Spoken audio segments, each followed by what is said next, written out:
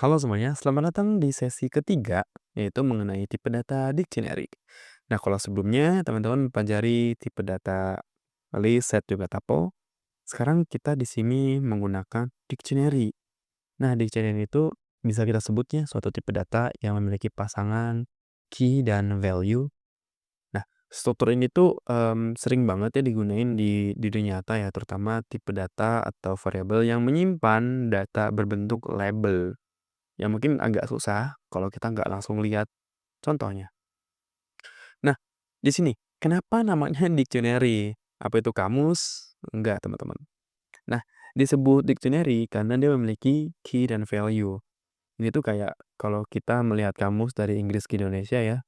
Misalnya Inggrisnya adalah car, otomatis Indonesianya adalah mobil.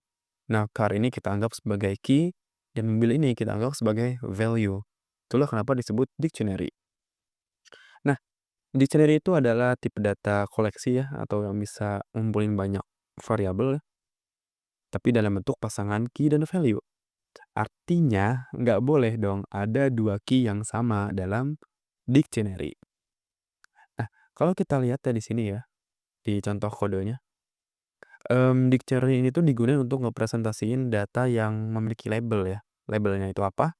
Labelnya, kita lihat sini nih, ada nama, umur, dan juga lulus. Key ini bisa kita anggap sebagai label ya.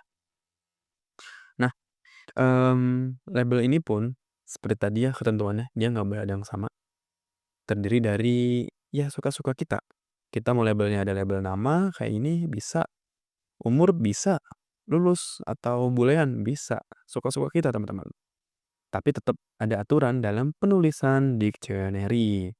Kita nggak bisa nih ya ngide teman-teman key-nya ini nih, key yang di sini menggunakan tipe data list, itu nggak boleh teman-teman.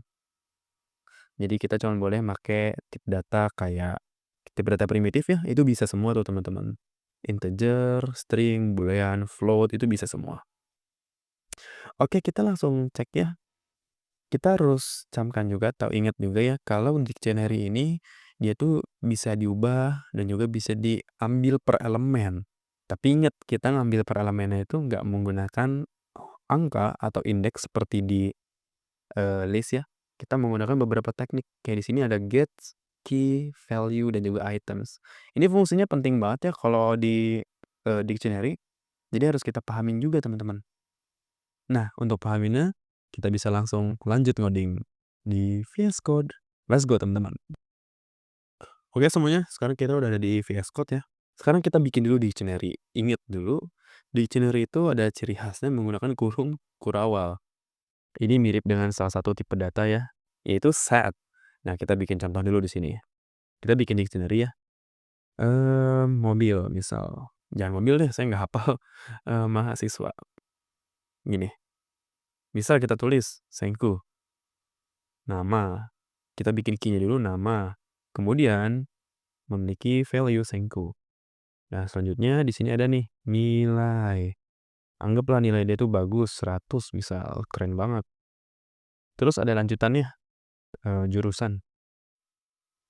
Kita tulislah matematika. Ini kita taruh gini aja. Nah, ini bisa kita rapihin ya, kayak gini. Kita bikin rapih aja. Oke, ini adalah dictionary. Seperti biasa kita juga bisa dong ngecek tipe datanya menggunakan ini. Mahasiswa.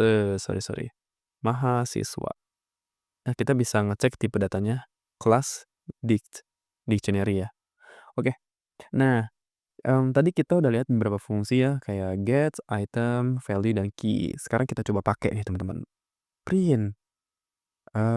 Key dari dict adalah kita bikin di sini. Kita bisa menggunakan nama key-nya, nama dictionary-nya. Di sini kita tinggal tulis mahasiswa.key.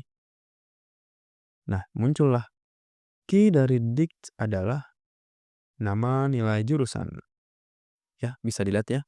Ada nama, nilai, dan jurusan. Ini sama dengan key yang ada di sini, teman-teman.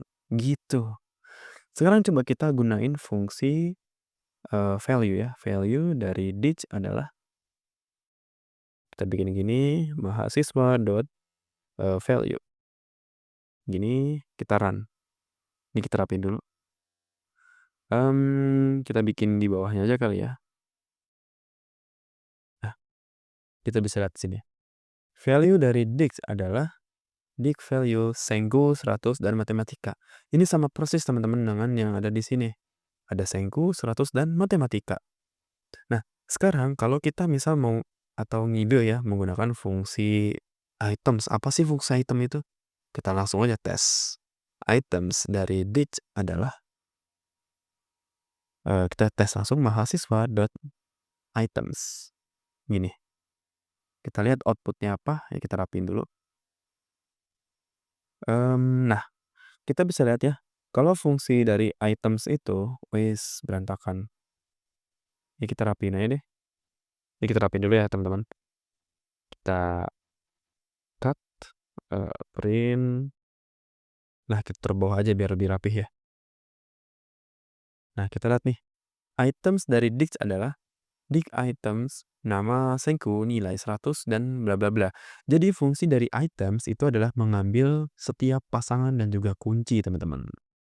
Gitu. Nih, ada pasangan pertama, nama dan Sengku, key dan value, ya. Kemudian pasangan kedua dan ketiga, begitu teman-teman. Terus ada fungsi nih, print mahasiswa, gets adalah gitu kan. Tadi ada fungsi get juga tuh. Kita coba di sinilah ya. Mahasiswa dot belum ada simbol koma. Mahasiswa dot get. Gini. Apa sih yang terjadi ya kan? Kita bersihin dulu, kita run. Error nih teman-teman. Jadi gimana cara kita menggunakan get? Caranya adalah di depan sini kita taruh key-nya teman-teman. Jurusan. CLS. Si gets adalah matematika. Jadi fungsi get adalah untuk mengambil, nggak pakai S ya. Jadi fungsi dari get adalah untuk mengambil value dari suatu key. Begitu teman-teman. Makanya disebut mahasiswa.get. Nah, coba kalau kita balik ya, 100 gitu. Bisa nggak dia? Nggak bisa ya teman-teman, karena nggak punya key yang bernama 100. Begitu teman-teman. Ya, oke. Jadi sebenarnya sederhana ya, itu aja. Coba kalau kita ingin menambahkan key dan value baru ya, kita ingin menambahkan pasangan baru, bahkan pasangan baru gitu, kita bisa menggunakan kayak gini teman-teman. Mahasiswa, terus nama key-nya kita tulislah, asumsikan nama key-nya adalah kelulusan. Terus kita tulis nih, true, ya kan. Ini kita rapiin dulu. Kemudian kita print lagi nih dictionary dari mahasiswanya. Semuanya ya. Kita rapiin dulu, kita tes, dan kita cek ya. Bisa dilihat ya, sekarang udah beda nih. Ada key tambahan, yaitu key kelulusan. Ya. Taruh ini berantakan nih. Kita rapiin dulu deh. Oke, sip, udah gini aja.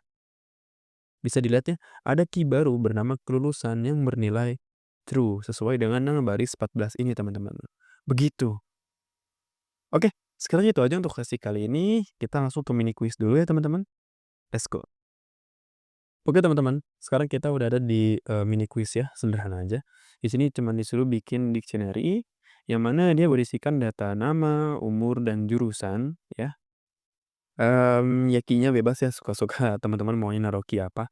Intinya konteksnya adalah nama, umur, dan jurusan. Kemudian di sini sebenarnya ada tambahan lagi ya. Nanti teman-teman membuat key baru seperti yang tadi sudah kita coba di akhir, yaitu key kelulusan untuk mengecek apakah dia lulus atau tidak. Ini adalah contoh output yang diinginkan ya. Ada nama mahasiswa adalah namanya, kemudian umurnya. Ini adalah nama jurusannya. Kemudian ada status kelulusan di paling bawah, teman-teman. Begitu, sederhana aja. Oke, itu aja untuk sesi kali ini. Sampai jumpa di sesi selanjutnya.